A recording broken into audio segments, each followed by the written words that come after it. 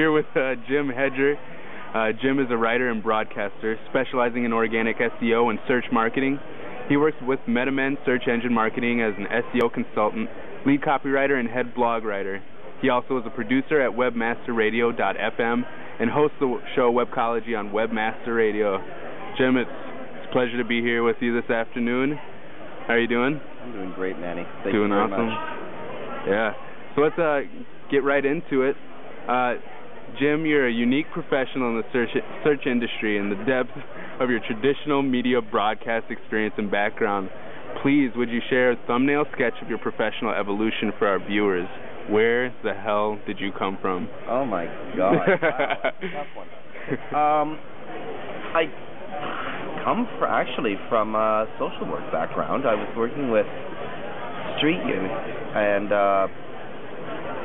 if you're a social worker, it's a heartbreaking experience. You take on all the cares and worries, and you can't help but care about the clients you work with. Mm-hmm. But if you're a social worker, you tend to work with people who are messed up, so failures happen in their lives over and over and over again, and it gets to you after a while. So I thought I couldn't do social work anymore. It happened that one of the housemates I lived with was a networker for an hotel, and this was back in like 1995. Mm-hmm. And he hated his job. He was a network technician for an hotel. I hated my job. I was a social worker working with street kids, and we got drunk together one night. All good stories should start this way. And decided to open a cyber cafe. And I've been working on the web pretty much ever since. I got involved with search engine optimization in 1999. By answering an ad in the newspaper put out by Ross Dunn from Stepforth in Victoria, British Columbia. And I worked with Stepforth for, 6-7 years maybe. And then went out on my own, and I've been having tremendous fun ever since. Just loving it. All right, so your Webmaster Radio show, Webcology, is highly respected in the industry. Tell us about Webcology's mission statement and the topical niche your show fills. Well, myself and co-host Dave Davies from Beanstalk SEO, another company in Victoria, BC, we decided we wanted to do a show that was really open-ended. We chose the name Webcology because that gave us a chance to talk about pretty much any aspect of the internet, of internet marketing, of issues relating to search marketing or to the internet. Mm-hmm. The mission of Webcology is to explore the depths of the internet and the depths of the search marketing and internet marketing world, and try to give a plain English explanation of what the hell is going on in the world we work in. Well, that's good for me.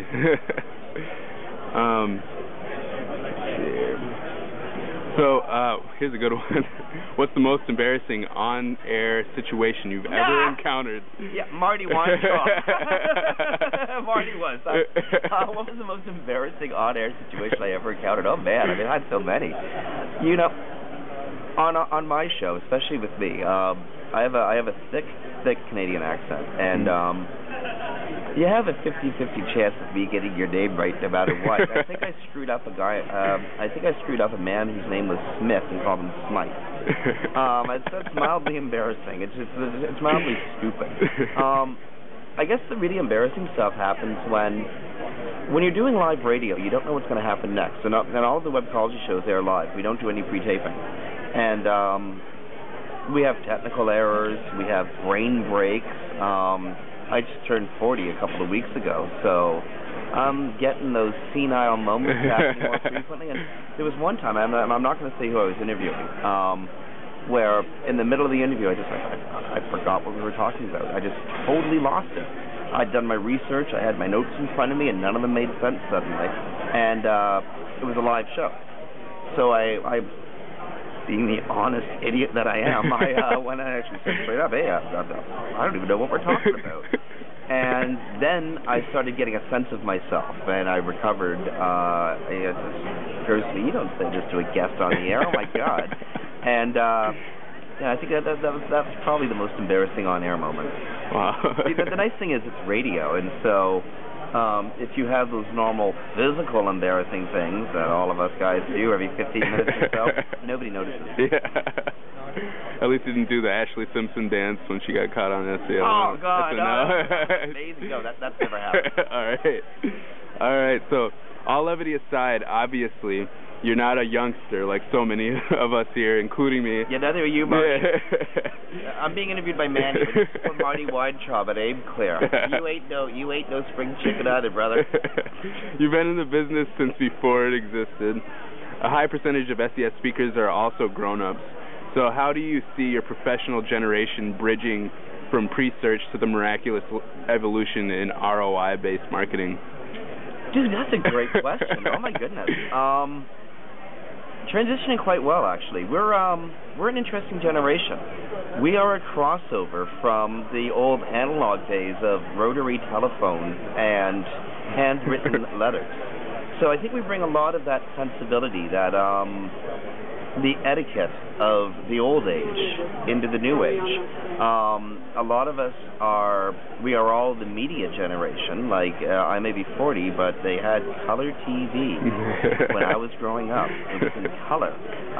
And so anyone from our generation, or even the baby boomers, the generation before ours, we're all very media savvy. So it's almost like we take to this to the new environment, to new technologies, like fish will take to water.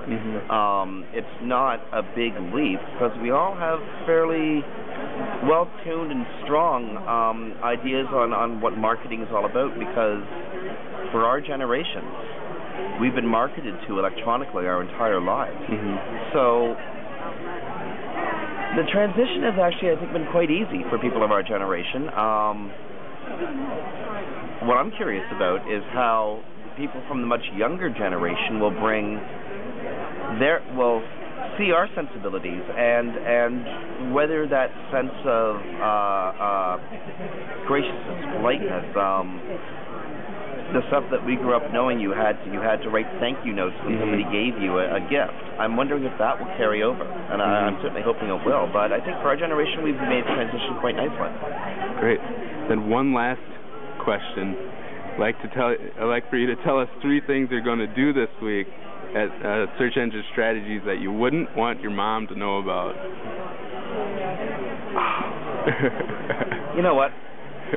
I'm really open with my parents. You can probably tell by looking at me I've had an amazingly adventurous life. And there's not a lot of... I'm a public figure. I don't have a lot of secrets. It's impossible to have secrets when you're a very public person. 3 things I wouldn't want my mom to know about. I'm going to go to bed way too late. I'm not going to eat nearly enough vegetables. And I'm going to drink my face off. But you know what? She knows that already. Hi, Mom. Thank you very much, Jim, for your time. Manny Rivera, thank you very much.